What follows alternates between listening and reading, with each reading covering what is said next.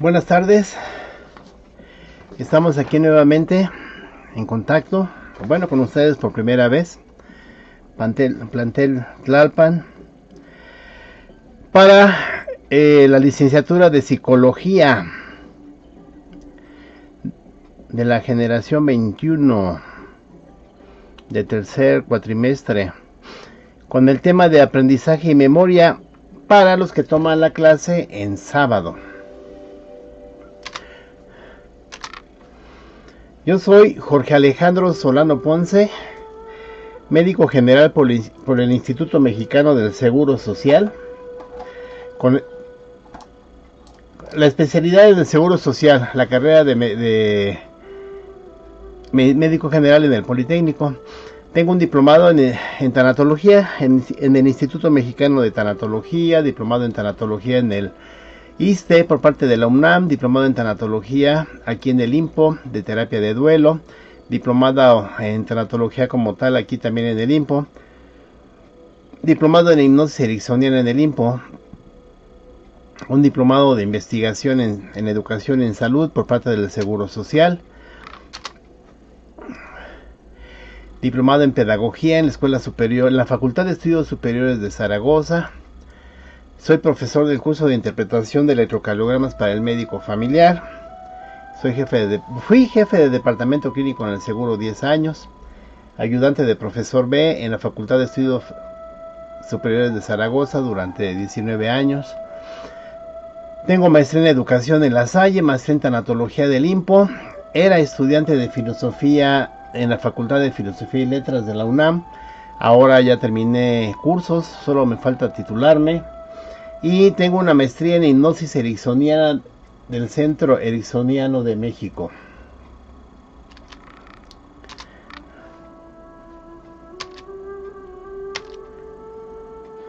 Bueno, en clases presenciales queda prohibido usar el teléfono, salir a recibir llamadas, salir a dar llamadas. Es más la idea de aprovechar el tiempo en clase, más que en distractores. Según reglamento, 2 retardos hacen una falta. Bueno, en presencial vamos a iniciar puntualmente la clase con la cantidad de personas que haya y eviten la abolición. Les dejo de tarea qué significa abolición. Y los felicito por estar aquí, porque eso significa que quieren superarse, que quieren ser mejores, quieren ser algo más. Y eso es digno de encomio. Todos nacimos con alas, pero nuestra tarea es aprender a volar.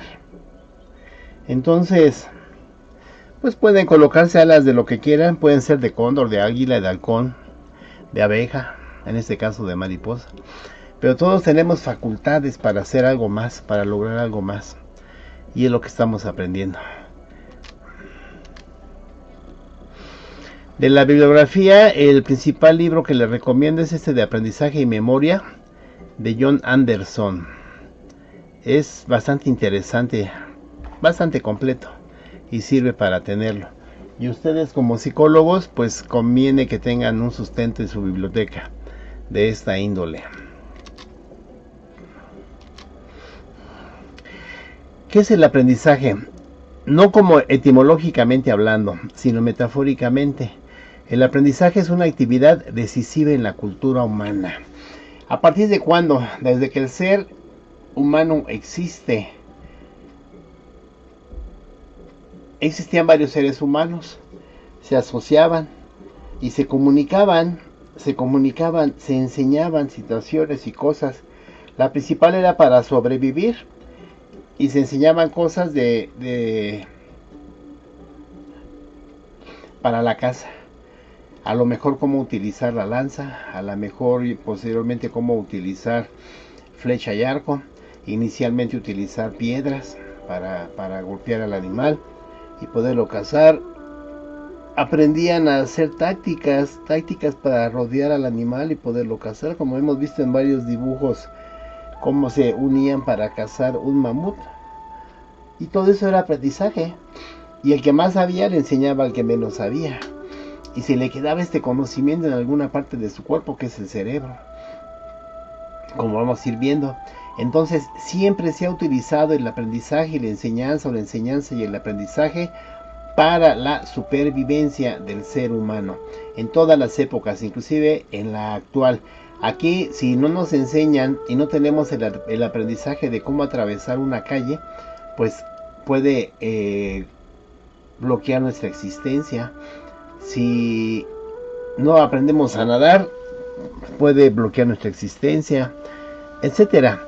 Entonces es adecuada la enseñanza para un aprendizaje, y la persona que aprende cambia su actitud, cambia su comportamiento, es diferente. Por ejemplo, si una persona estudia licenciatura en leyes, pues se va a comportar como abogado. Una persona estudia medicina, se va a comportar como médico. Si alguien estudia arquitectura, se va a comportar como arquitecto. Y vamos cambiando, nuestra personalidad cambia. Entonces, es parte del aprendizaje, es parte de la enseñanza. Posteriormente, ya más organizada la sociedad, se crean instituciones educativas dedicadas al aprendizaje. Hay aprendizaje o enseñanza que puede ser institucionalizada, y hay enseñanza que no es institucionalizada. Ejemplo de la institucionalizada es como esto, que nos reunimos en un aula, en un edificio, para impartir clases y que la persona aprende, el alumno aprenda. Pero también está la, vamos a llamarle personalizada, no institucionalizada, donde antes un niño, un joven, se unía a un cazador y andaba con el cazador aprendiendo todas las habilidades de la caza. Puede ser un dibujante, puede ser un soldador, cualquier técnica se aprendía de manera personalizada.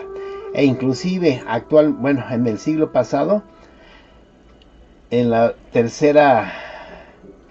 tercer trimestre, todavía se aceptaba que un médico conviviera casi todos los días con un médico de alguna especialidad. Este médico de la especialidad le transmitía sus conocimientos y era aceptada la especialidad de este médico. Claro que eso ya no funciona este siglo, porque eso era cuando no había instituciones que ofertaran una especialidad a cualquier médico. Y en base a ese aprendizaje, el ser humano tiene una gran flexibilidad conductual. Y les comento porque a veces cuando se han estudiado 2 o 3 licenciaturas, ¿de cuál manera te vas a portar o de cuál manera vas a actuar? Entonces es la flexibilidad lo que nos hace ser diferentes. Y esa es una característica del ser humano. Aprender con H intermedia. La diferencia entre aprender sin H es, aprender sin H, obtengo un conocimiento, me lo dan y yo lo tomo. Aprender con H intermedia significa que ese conocimiento yo lo hago mío, lo hago propio, me sirve para la vida. Aprender sin H en algunas ocasiones es única y exclusivamente para pasar la materia, para seguir avanzando en la carrera. Aprender con H es, hago mío el conocimiento y me sirve de mucha utilidad en mi experiencia, en mi vida. Es lo que actualmente se conoce como aprender a aprender. Y lo que hablábamos, la supervivencia de una especie requiere que sus miembros se comporten de una forma adecuada en su ambiente, en base a un aprendizaje, que es transmitido, obviamente, de las personas que tienen ese conocimiento. Lo van transmitiendo. Se puede ir modificando, se puede ir mejorando, pero la base se va dando de una generación a otra. Y aquí se habla ya más específicamente que el aprendizaje se puede dar por evolución o enseñándolo. Por evolución es por inercia de una generación a otra. Por ejemplo, los agricultores le enseñan a sus hijos la técnica de arado, de sembrar, de cultivar, de cosechar, y todo ello de generación en generación, específicamente. Y hay otro aprendizaje que se da de manera diferente a la tradición, Es de ahí que cuando algunos hijos rompen la tradición familiar y parten a estudiar a otro lado, tener otro tipo de conocimiento diferente. Pero es válido, hablando de aprendizaje y de enseñanza. Hablamos de memoria. ¿Qué es la memoria? No se ha localizado, bueno, actualmente ya se localizan estructuras anatómicas específicas en el cerebro donde se guarda el conocimiento, o sea, se tiene memoria. Y se considera que la memoria es una huella permanente en el cerebro que se da gracias a las experiencias. Entonces, todo lo que captamos por nuestros 5 sentidos es conocimiento. El que nos sirve lo guardamos, el que no nos sirve lo desechamos. Y entonces aquí se considera como una gran huella. Es un almacén. Yo considero que es un disco duro.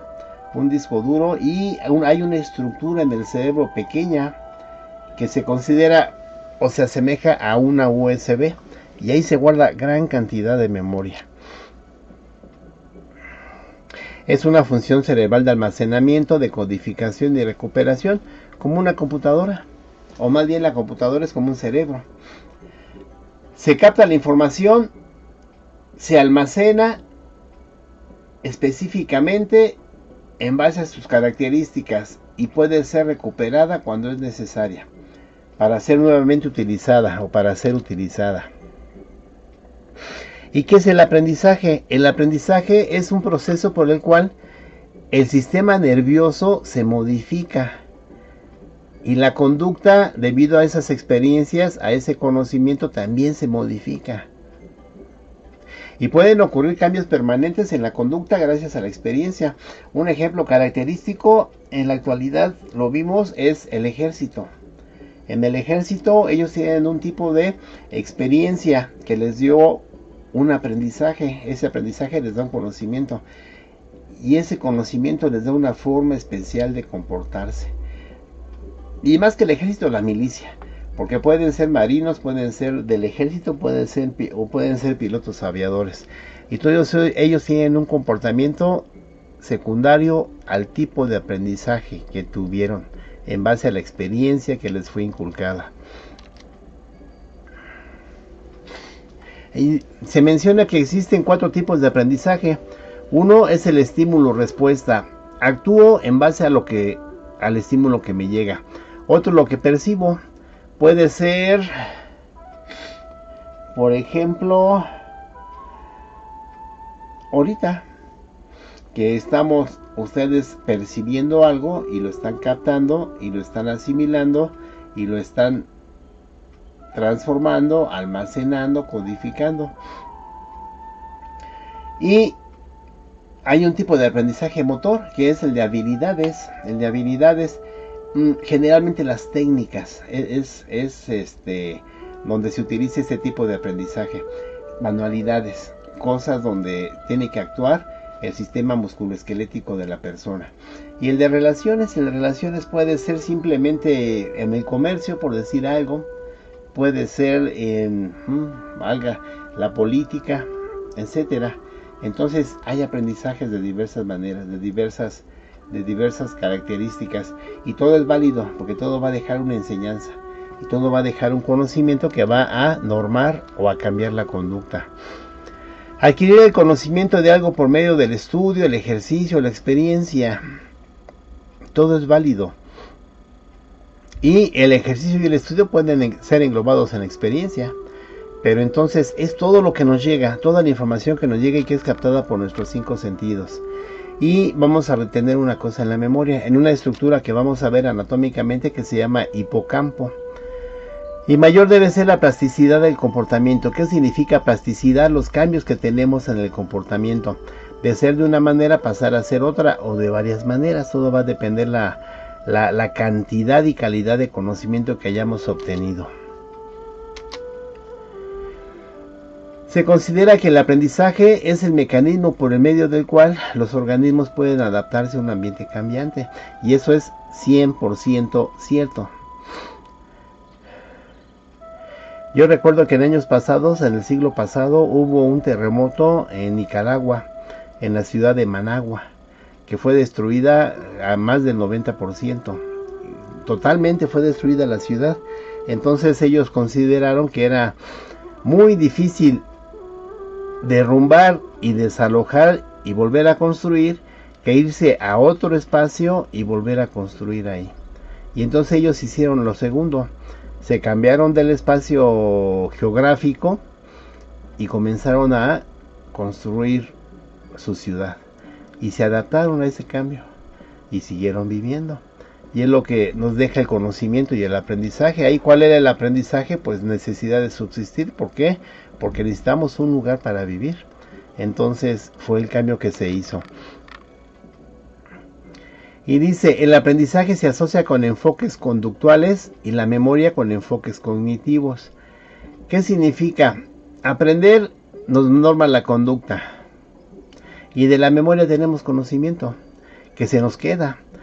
Por eso nos acordamos, vamos a hablar de la memoria a largo plazo. El tener memoria a largo plazo nos da la facilidad o la facultad de saber quiénes somos, de saber nuestra historia, de reconocer a nuestra familia, de recordar y ejercer nuestra profesión.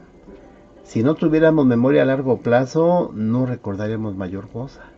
Y entonces el hecho de estudiar no serviría, porque no habría lugar donde almacenarlo y donde recuperar ese conocimiento para volverlo a ejercer o para ejercerlo.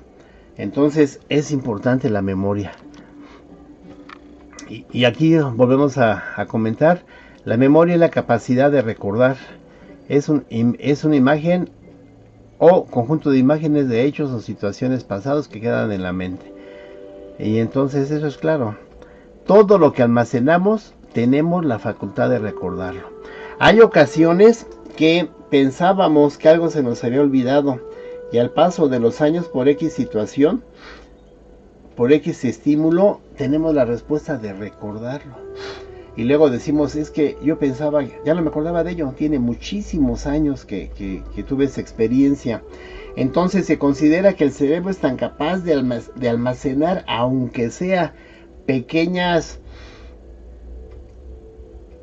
recuerdos en lugares escondidos en la memoria, pero por alguna situación afloran a la mente nuevamente y son recordados.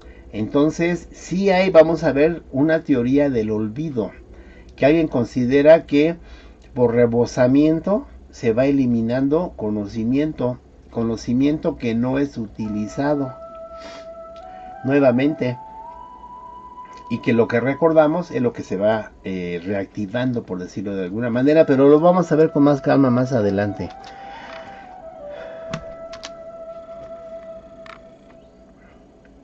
Volvemos a lo consiguiente, que es la memoria es una función del cerebro que permite al organismo codificar, almacenar y recuperar la información del pasado. Y algunas teorías afirman que surge como resultado de las conexiones sinápticas repetitivas entre las neuronas, lo que crea redes neuronales. Aquí ya tenemos dos palabras nuevas, no sé si son nuevas para ustedes. La primera es sinapsis, sináptica, y la segunda neuronas, que vamos a ir viendo poco adelante. ¿Qué parte de nuestro cerebro trabaja la memoria? ¿Alguien considera que no hay un lugar específico del cuerpo para recordar? Pensaban. Y que las diversas partes del cuerpo tenían memoria. Y de hecho se puede aceptar porque en el sistema inmunológico se habla de una memoria inmunológica. Y se considera esa memoria inmunológica por la producción de anticuerpos, o sea, defensas en contra de alguna bacteria o de algún virus. Estos anticuerpos o estas defensas se nos producen en el organismo cuando se nos aplican las vacunas. Y se van produciendo. Cuando llega esa bacteria contra las cuales fueron producidas, se desarrollan gran cantidad para defender. Y ese se le considera memoria, no únicamente en el cerebro. Y este es un mecanismo humoral, o sea, de de la sangre, y vamos a ir viendo que existen en el cuerpo otro tipo de memorias que no necesariamente es del cerebro. Alguien hace la siguiente pregunta: ¿dónde se almacenan nuestros primeros recuerdos y todos los sucesos que han marcado el último año? ¿Dónde? ¿En qué parte del cuerpo? Actualmente ya se sabe, que les digo que es el hipocampo, que se encuentra en el cerebro. Vamos a ver algo del cerebro. Vemos la parte inferior de esta fotografía y leemos que dice cerebro reptil. Es la evolución del cerebro que ha tenido el ser humano al paso del tiempo. El primer cerebro que se desarrolló se le llama cerebro reptil porque es semejante al cerebro de los reptiles actuales.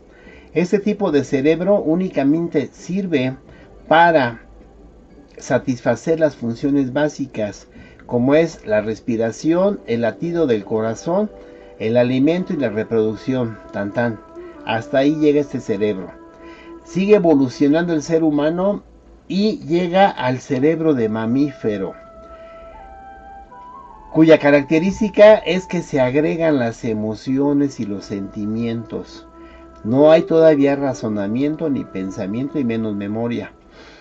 Al paso de los años, decir años es poco, al paso de los siglos, continúa la evolución y se forma otra parte que se llama corteza cerebral, como si fuera la corteza de un árbol, porque es la parte externa, muy amplia, de bastante volumen, y es lo que da las características del cerebro humano, que da la característica del ser pensante, del razonamiento, de la memoria.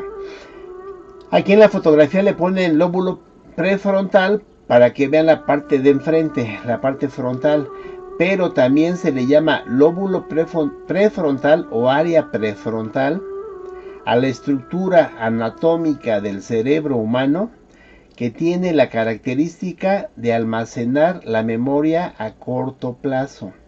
¿Qué significa memoria a corto plazo? Cuando retenemos una información, hay autores que mencionan que menos de 2 minutos, otros mencionan que más de 2 minutos, pues nos quedamos en el rango de 2 minutos. Entonces, esa información queda máximo 2 minutos en el cerebro humano. Si la información es de interés, la trabajamos para pasarla a la estructura anatómica de la memoria a largo plazo, que es en el hipocampo. Si esa información que nos llegó al área prefrontal no es de gran interés para nosotros, se elimina. Y hay ocasiones que se eliminan de manera espontánea o provocada. Por decir algo, esta área prefrontal se considera que puede retener hasta 8 dígitos, que es un número telefónico de los de antes. La gran ventaja de la actualidad aquí en México es que la gran mayoría comienza con el 55, entonces se queda obviado. Y los 8 dígitos que le siguen son los que hay que memorizar o retener en ese momento, en esos 2 minutos. Por eso muchas veces alcanzamos a teclear el número sin mayor problema. Si tenemos en ese momento en la mente el número y alguien nos distrae, se nos elimina, pum, se pierde. Y ya no lo recordamos, porque no quedó en la memoria. Lo tenemos que volver a obtener.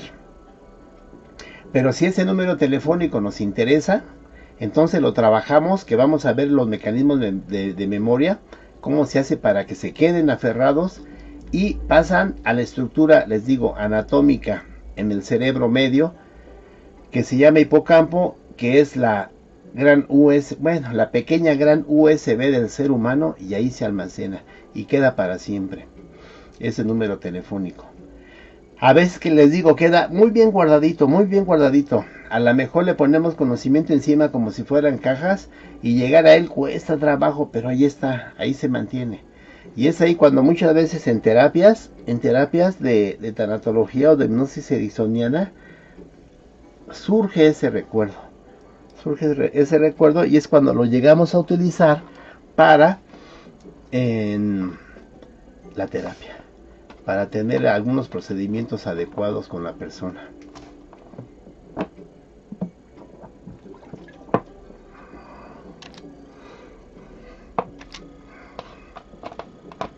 Ahora, ¿qué es el cerebro?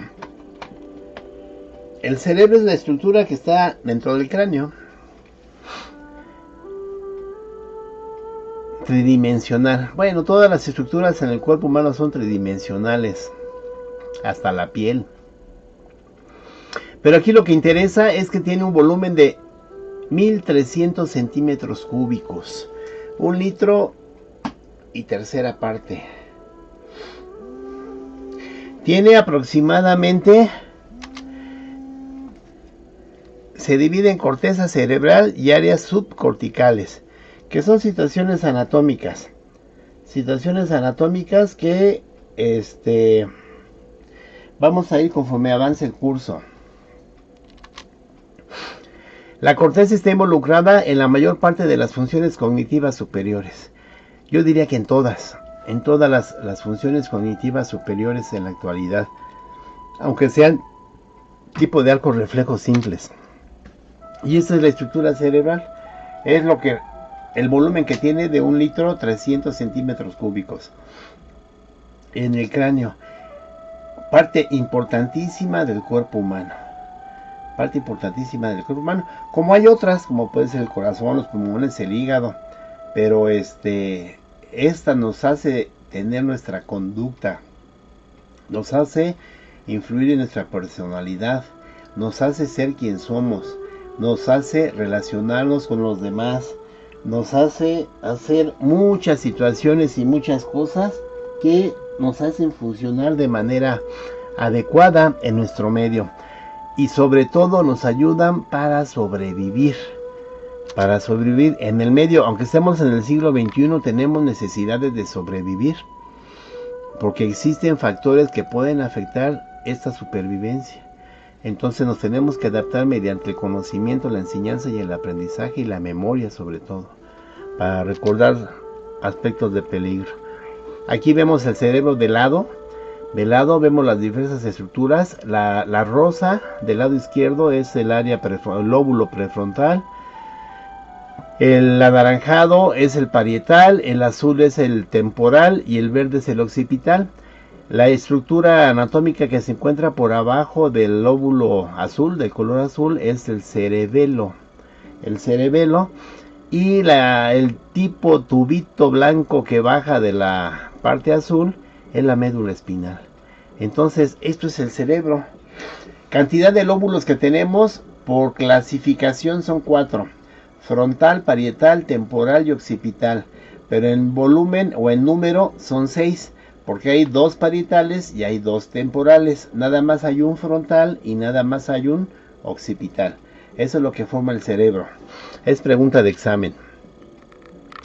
El mismo cerebro tiene 2 hemisferios. Viéndolo de adelante hacia atrás, se divide del lado izquierdo en el lóbulo izquierdo y del lado derecho en el lóbulo izquierdo o hemisferio derecho y hemisferio izquierdo, que tienen funciones diferentes, pero que se combinan, se complementan. En el lóbulo izquierdo, las funciones que predominan son las de razón, de razonamiento, las de justificación, las matemáticas, los idiomas, todo aquello que tenga que ser justificado total y plenamente. Y el lóbulo derecho o el hemisferio derecho, las funciones principales son de creatividad, es la música, el arte, el dibujo, los chistes, los cuentos, la creatividad, etcétera. Alguien decía, si me quitaran el lóbulo izquierdo, pues no vas a saber matemáticas, no vas a poder aprender un inglés, no vas a poder razonar total y plenamente, no vas a poder encontrar justificación a muchas situaciones, porque nada más predominaría en ti el lóbulo derecho, y eso sí, serías un gran artista, un gran cantante, un gran músico, un gran poeta, un gran cuentista, puede ser. Y al revés, la persona que tiene predominio o que nada más tuviera el lóbulo izquierdo, no tendría emociones importantes, no tendría situaciones de arte, no tendría situaciones de fantasías, de inventiva. Y entonces dice que son complementarios en la gran mayoría de las personas, porque tenemos algún razonamiento y nos puede llegar una emoción, o nos podemos imaginar algo, una fantasía con eso que estamos viendo.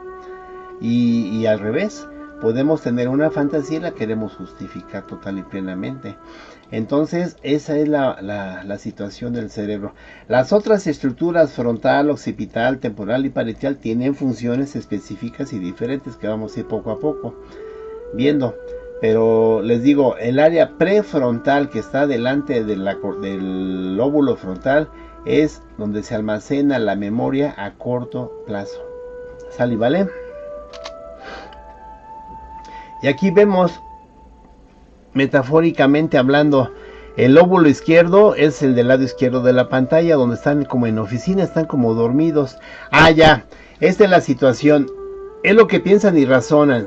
En el ser humano se considera que existe un consciente y un inconsciente. Antes se consideraba, el consciente es el que nos hace darnos cuenta dónde estamos, dónde vivimos, quiénes somos, qué hacemos, cómo nos mantenemos, etcétera. Y el inconsciente es donde almacenamos todas nuestras vivencias. Y a veces predominan las negativas. Las negativas en el cuerpo y de las experiencias de toda nuestra vida. Entonces, antes se consideraba que el consciente era el lóbulo izquierdo y que el inconsciente era el lóbulo derecho. El inconsciente sirve para imaginarnos cosas, fantasear, soñar. Entonces, esa diapositiva lo que hace ver o lo que da a entender es que el consciente puede estar dormido como están dormidos todos los trabajadores de las pequeñas cubículos. Y el inconsciente sigue viviendo o sigue despierto. Por eso cuando dormimos, el que descansa es el consciente. Y el inconsciente sigue activo porque con ese soñamos. Y llega a haber comunicaciones en esos pequeños puentes del hemisferio izquierdo al hemisferio derecho, pero no predominan y por lo tanto no hay grande comunicación entre el consciente y el inconsciente. Por eso muchas veces soñamos, nos despertamos y no recordamos qué soñamos. Sabemos que soñamos, pero no recordamos qué es. Y entonces esta es la metáfora de esta diapositiva. Y lo vamos a ir viendo más durante el curso para que tengamos mejor conocimiento en relación a esto. Porque ustedes como psicólogos van a tener que valorar a los pacientes de su lado inconsciente y de su lado inconsciente, de su hemisferio derecho y de su hemisferio izquierdo. Y ahí muchas veces la función o alteración de la función de cualquiera de los dos hemisferios va a alterar nuestra personalidad. Entiéndase por personalidad a nuestra manera de actuar en la vida. Yo les comento, la vida es una gran obra de teatro donde aceptamos actuar en un papel. Y puede ser el papel de ogro, puede ser el papel de sufrido, puede ser el papel de mártir, puede ser el papel de gente agresiva. Y esto es la personalidad, es el disfraz que nos ponemos para actuar en esa gran obra de teatro que es la vida. Y está influenciada por nuestro hemisferio derecho o por nuestro hemisferio izquierdo. Ahorita como que a lo mejor no me puedo dar bien a entender, me gustaría verlos cara a cara para explicarles adecuadamente, pero espero que quede la idea. Entonces, lo que tenemos guardado en el hemisferio izquierdo o por parte del hemisferio izquierdo, que es el de razonamiento, el de rectitud, el de compromiso, entonces, y aparte, y puede ser que predomine que predomine la función del hemisferio derecho, que es el de la fantasía. que es el de los soñadores, que es el de los creadores, que es de los enamorados. Entonces es parte del cerebro. Y ahí tenemos un aprendizaje y tenemos una enseñanza y tenemos un conocimiento. Porque depende cómo nos haya ido en nuestra historia de vida, pues vamos a guardar recuerdos bonitos o recuerdos tristes. O vamos a tener un carácter enojón, con furia. Dicen por ahí que detrás de la furia hay tristeza. Y que detrás de la tristeza hay miedo. Entonces a ustedes, psicólogos, tienen que tomar en cuenta eso. Una persona neurótica, enojona, no necesariamente es por ser enojona como tal, sino que guarda una tristeza o muchas tristezas. Y detrás de esas tristezas hay miedo. Y entonces tenemos que abordar, tenemos que llegar a estos lugares para dar una enseñanza, que la persona tenga un aprendizaje, tenga un conocimiento y tenga otra conducta. Aquí es algo semejante para recordar que se les quede bien grabado. El azul del lado izquierdo es el lóbulo frontal, que corresponde a la frente de la persona, a la cara. El parietal es la parte de arriba, que son dos que damos, uno del lado izquierdo y uno del lado derecho. El temporal igual es uno izquierdo y uno derecho, que está por abajo del parietal y del frontal y del occipital. Y el lóbulo occipital es la parte posterior, en la nuca. Bueno, más o menos la región. Y esas rayitas que se ven abajo sustentando es el cerebelo que tiene otra función. Bueno, cada uno de ellos tiene su función específica.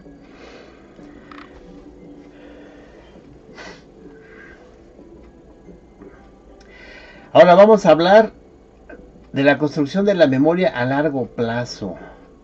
Tiene tres procesos. Uno es la atención, o sea, me llega la información porque estoy poniendo atención. Luego, la repetición, lo comienzo a repetir. Hay personas que mencionan que tienen memoria fotográfica, que esos con ver se les queda el conocimiento. Habemos personas que tenemos que repetir para que se nos quede. Pero una vez que se nos queda en la memoria a largo plazo, ya no se nos olvida. Y la elaboración es la situación de procesar de la memoria a largo plazo. Les comento, la memoria a largo plazo queda en el hipocampo. Hay un hipocampo del lado izquierdo, un hipocampo del lado derecho. Pregunta que les hago, ¿por qué se le llama hipocampo a esa estructura? Cuando nos veamos me lo platican. Y ahí está, esa estructura verde es el hipocampo. Nada más que ahí la ponen grandecita. Pero bueno, es proporcional el tamaño del hipocampo al cerebro, pues es pequeña. Y hay una del lado izquierdo y uno del lado derecho. Entonces, tenemos esa memoria, esa memoria a largo plazo. Se ha encontrado o se han dado personas que tienen epilepsia, o sea, convulsiones. Si se acuerdan, a la altura de donde está la flechita que está marcando el hipocampo, se encuentra el lóbulo temporal. Y se han encontrado casos de epilepsia o de convulsiones originadas de manera importante en el lóbulo temporal. Entonces, y a veces lo llegan a operar del lóbulo temporal para quitar esas convulsiones. Pero como no es, bueno, antes no era tan microscópica la cirugía, seccionaban una parte del hipocampo o una gran parte del hipocampo, y la persona generalmente no se compone y no deja de convulsionar, pero disminuyen de manera importante las convulsiones, y las pocas que le quedan o las que le quedan se pueden controlar con medicamento. Entonces se controlaban las convulsiones, pero la memoria ya no la tenía. Y había ocasiones que la persona ya no sabía quién era. Si tenía alguna profesión, no la recordaba. Es más, a los familiares no los reconocía. Y ahí viene una pregunta que les dejo a ustedes de tarea. La tarea debe ser hecha a mano, una cuartilla, máximo 2, o sea, de tamaño carta, a mano, tipo ensayo, a desarrollar con letra tamaño normal, ojalá legible, donde me hablen qué consideran ustedes más adecuado. Tener epilepsia, convulsiones de difícil control y estar convulsionando cada rato, en cada momento, o muy continuo. Pero tener la capacidad de relacionarse con sus familiares, de su profesión, etcétera, o tener una cirugía donde le puedan afectar el hipocampo, se puedan controlar más o menos las convulsiones, o sea, la intensidad va a disminuir total y completamente de una convulsión o de las convulsiones, de la frecuencia y de la intensidad,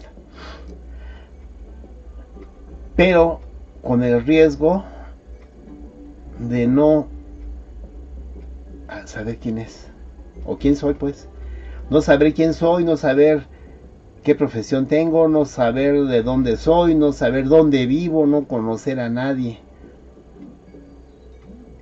Y eso va de la mano con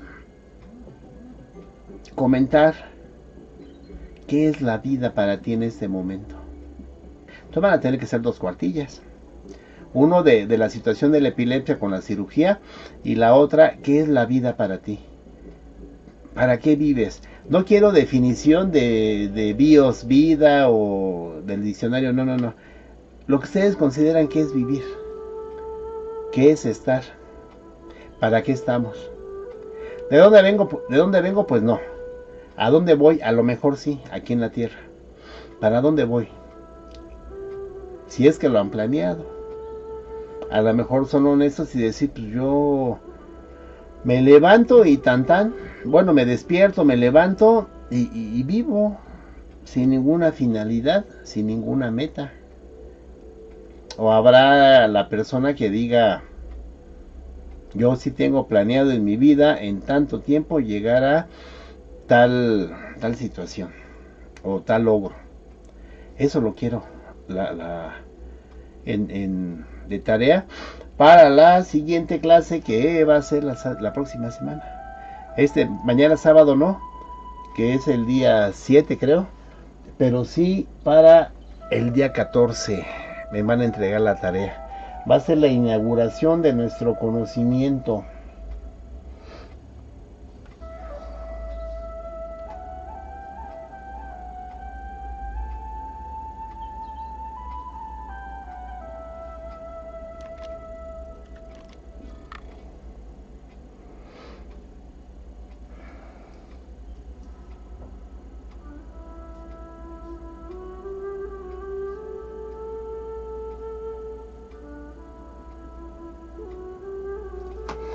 Se encuentran las regiones del cerebro implicadas en el centro, en el control muscular y la percepción sensorial, como ver y oír, la memoria, las emociones, el habla, todo. O sea, todo eso hay en el cerebro.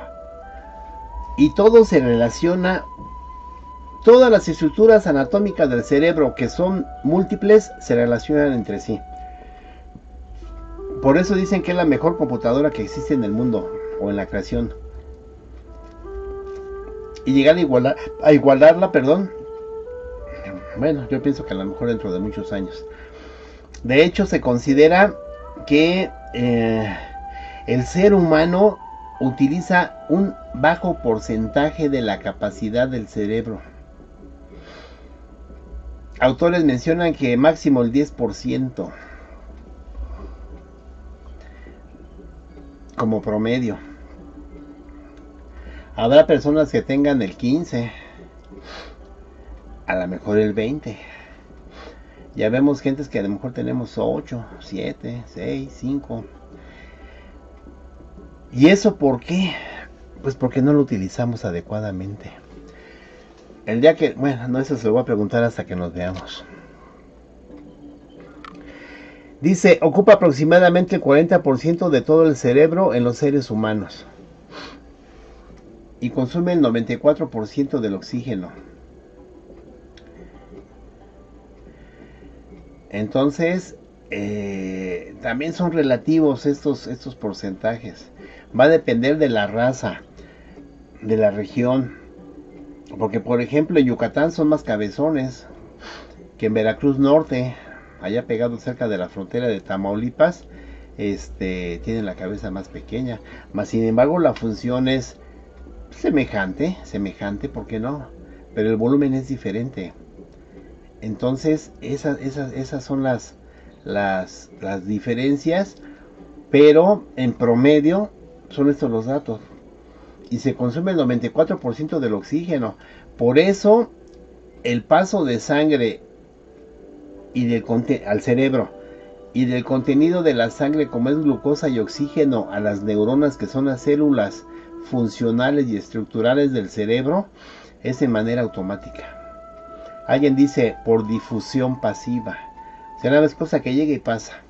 Porque hay otras estructuras anatómicas del cuerpo humano donde se requiere la utilización de energía para que pase una sustancia de un lugar a otro. Entonces aquí no, aquí es de manera automática. Y por eso, por la misma sensibilidad del cerebro. Yo ahí les pregunto, ¿qué tiempo se puede pasar un cerebro antes de morir sin que le llegue sangre? Les dejo la pregunta. Aquí un corte, o sea, una sección así como marca el cuadrito del lado izquierdo, lo cortan de esa manera y es como se ve el cerebro. Se le considera formado por una sustancia gris y una sustancia blanca. Los ventrículos son huecos donde circula un líquido que está dentro del sistema nervioso y que se le llama líquido cefalorraquídeo y tiene varias funciones. Una función es de nutrición porque tiene electrolitos. Los electrolitos es el sodio, el potasio, el cloro, etcétera. Tiene proteínas y otras sustancias que le ayudan a la función y metabolismo del cerebro.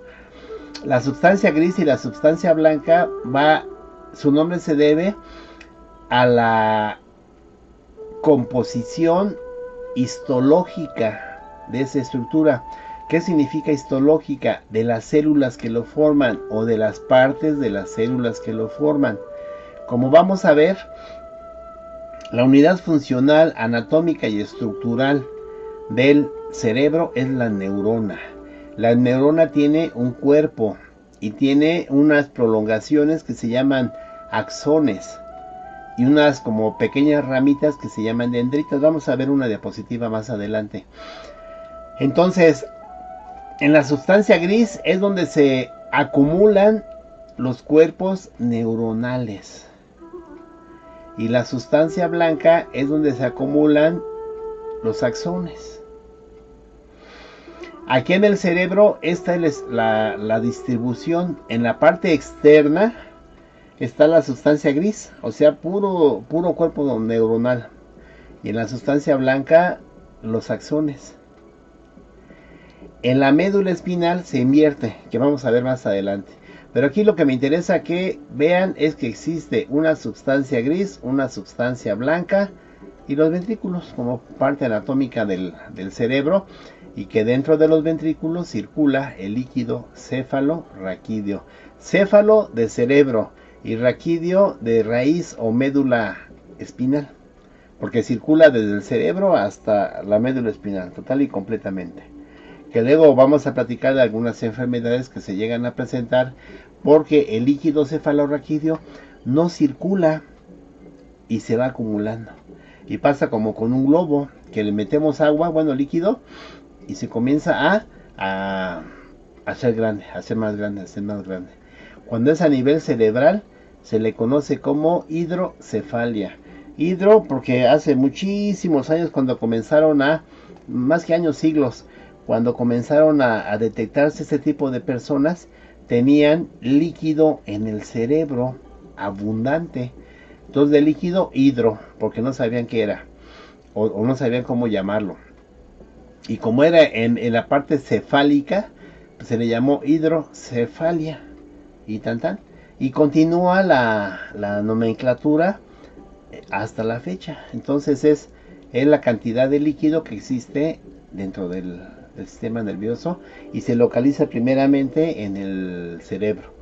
porque hay algo que obstruye la circulación. Ese líquido circula, y llega el momento que hay alguna obstrucción y se acumula.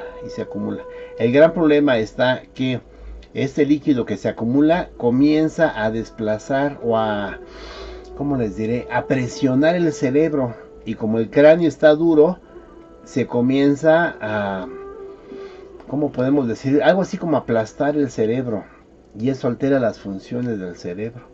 Y cuando esto es continuo y crónico, se vuelve irreversible. Y entonces el daño de la función del cerebro que tiene que desarrollar normalmente se ve alterada. Y la persona manifiesta secuelas en su función. Puede ser a nivel intelectual, puede ser a nivel de comportamiento, puede ser a nivel de conocimiento, puede ser a nivel de motor, o sea que sus extremidades no funcionen adecuadamente, que no pueda agarrar, tenga debilidad, tenga temblores, no pueda caminar. Entonces es bien importante la anatomía del cerebro, que sea normal, y que la función por consiguiente también sea normal. Entonces esa es la manera como vamos a ir viendo todo esto.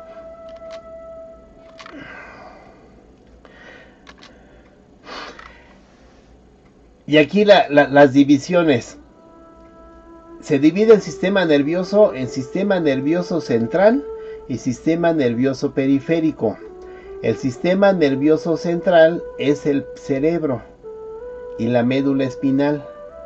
O sea, todo lo del medio, lo que en la fotografía está en la frente, que es el cerebro, y lo que baja en la parte central del cuerpo, que es la médula espinal. Es la misma médula que nos comemos en una sopa de médula, de no sé qué animal sea el que guisa. Entonces esa médula es la misma que tenemos nosotros.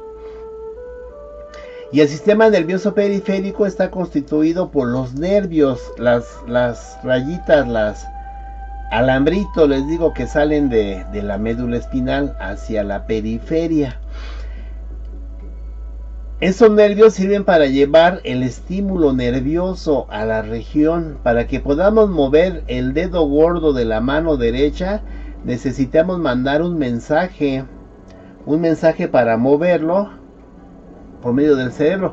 Como lo hacemos de manera tan automática, ni cuenta nos damos.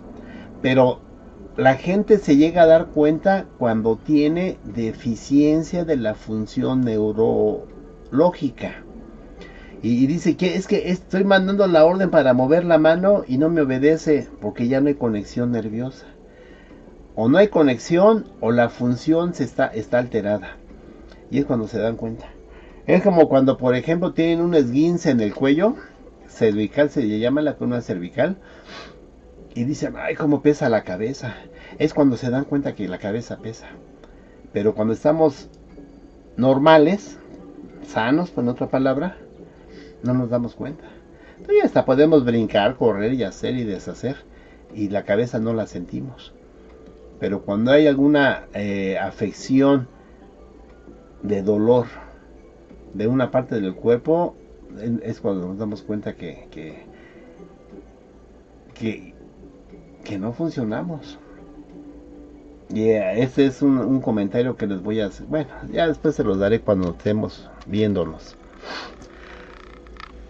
Y el cerebro es un universo. Así como está el universo y el cosmos, que está fuera de nuestro mundo, así está el universo en nuestro cerebro. Total y completamente. Y así como no hay el conocimiento total, la comprensión del universo, así tampoco hay el conocimiento total y la comprensión de la función de nuestro cerebro. Y ahorita en el siglo XXI. Y en los países del primer mundo. Bueno, a menos que tengan información que sea top secret. Y bueno, pero por lo menos lo que se da a conocer es deficiencias. Bueno, o sea, es un conocimiento incompleto. Más que deficiencia.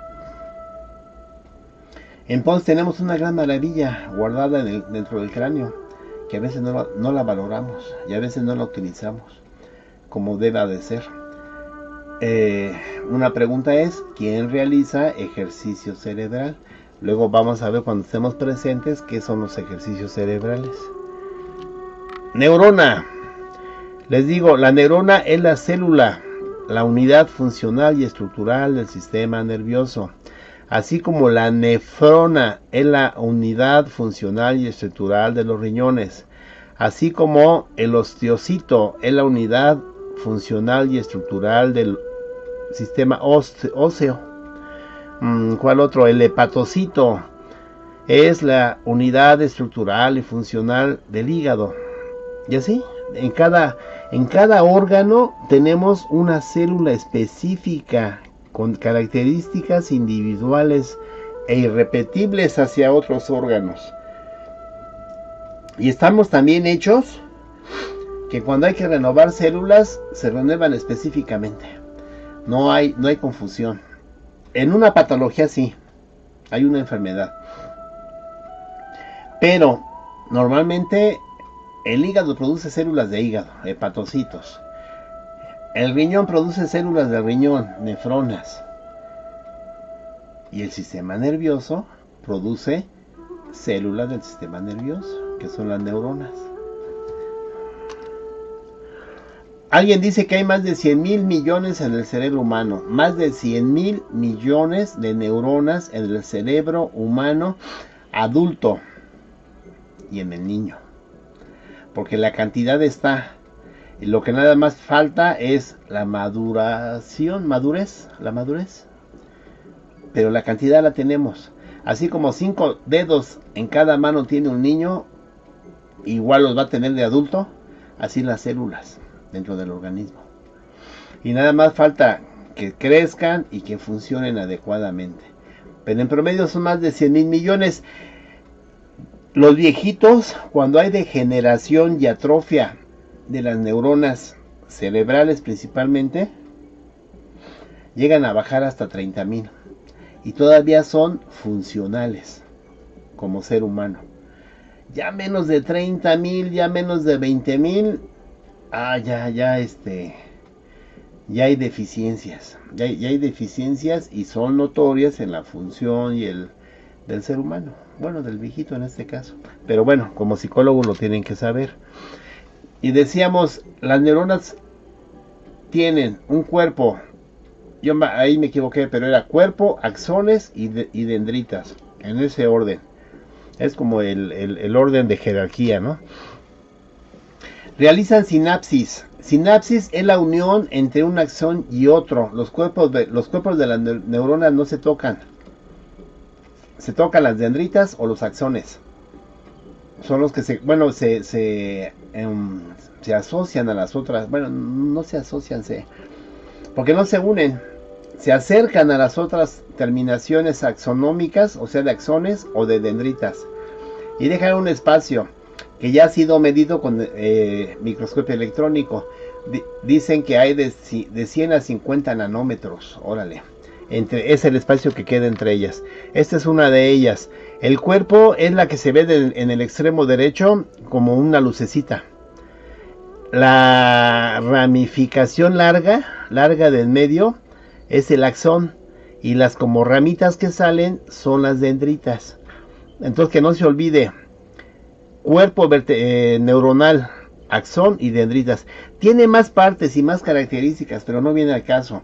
Y aquí me falta mencionar que, aparte del cuerpo, dendritas y axones, tienen mielina. La mielina es una sustancia que cubre por fuera los axones y las dendritas. La presencia de mielina favorece y da más velocidad a la transmisión del estímulo nervioso. Entre más mielina tengamos, más rápido llega el estímulo al lugar donde deba de llegar. Entre menos se tenga, más lento es. Y hay enfermedades que se llaman desmielinizantes. ¿Qué significa desmielinizante? Que se destruye la mielina. Como la esclerosis múltiple. ¿Y qué pasa con estas personas? Como ya no hay transmisión nerviosa, porque ya no hay... Hagan de cuenta que es como un puente o una cosa de ese tipo. no pasa el estímulo nervioso y por lo tanto se pierden funciones. Y son las gentes que luego ya no pueden caminar, que ya no tienen fuerza en los brazos, que tienen que andar en silla de ruedas. Un ejemplo es Stephen Hawking, un físico matemático, creo que es inglés, que ha hecho varios libros interesantes.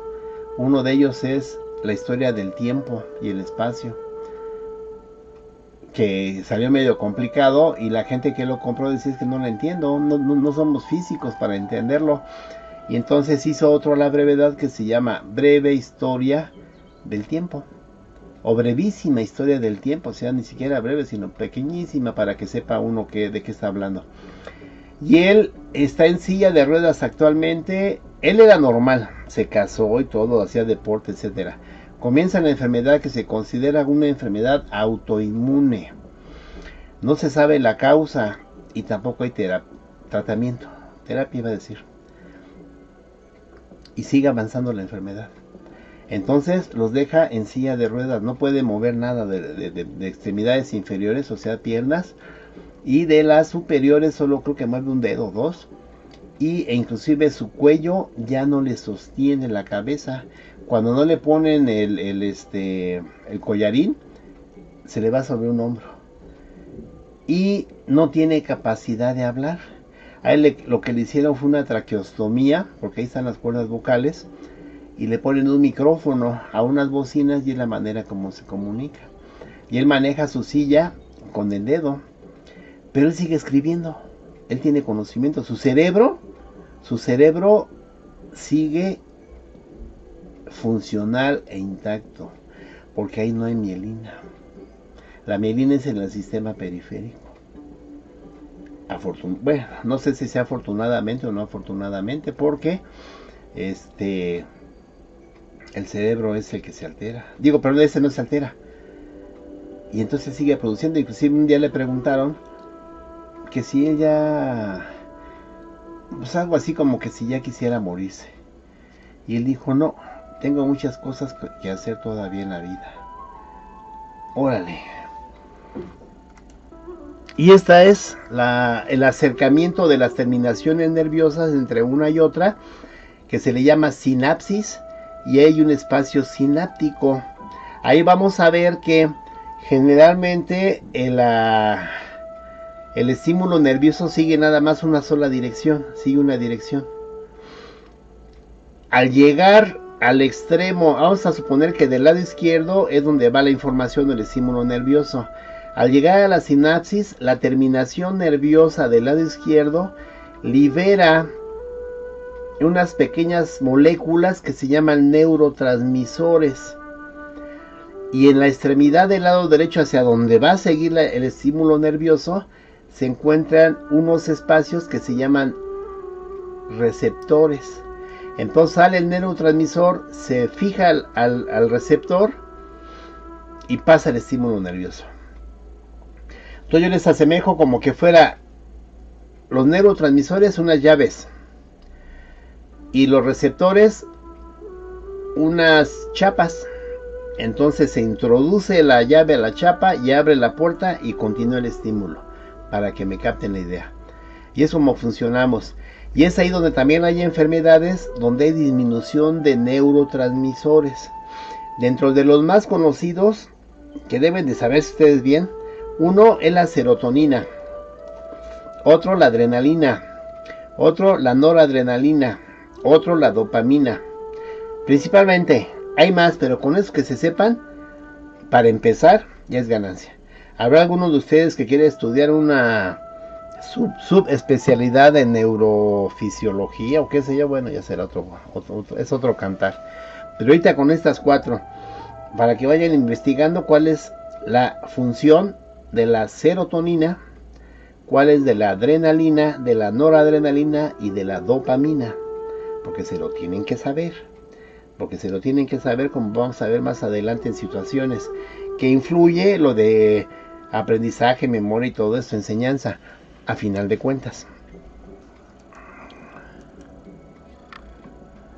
Otra neurona, el cuerpo es el que tiene el orificio, el que se ve a la izquierda como una Y, es el axón, y las pequeñas ramitas son las dendritas. Y eso que se ve como chorizos, que envuelve a los axones, es la mielina. Los espacios entre cada bola de chorizo, como se le pueda decir, tiene un nombre, pero ya es mucha anatomía. Yo me doy por bien servido que se aprenda que tiene cuerpo, axón, dendritas y mielina, y que la unión entre cada terminación nerviosa con otra se llama sinapsis, y que en la función de la sinapsis, cuando llega el estímulo nervioso, la del lado donde va el estímulo libera neuroreceptores, que pueden ser serotonina, adrenalina, noradrenalina, dopamina y otros. Y a donde va a pasar el estímulo tiene receptores, donde se acopla el neurotransmisor con el receptor y pasa el estímulo. Y esa es la función nerviosa. Más, y aquí se ven las dendritas, la sinapsis, unión, y así somos. Alguien dice que parecemos un enmarañado. Pues sí, la verdad sí. Este es otro, con vistas en microscopio electrónico. Entonces, pues así estamos hechos. Y aquí le vamos a dejar porque se me hace interesante.